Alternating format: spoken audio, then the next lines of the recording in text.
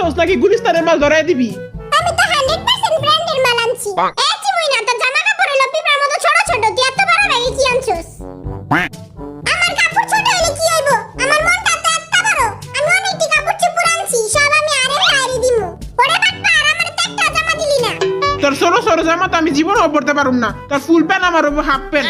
Half pant টাইনা টাইনা full pant বানাই দিমু আমি, তাও তুই পরবি।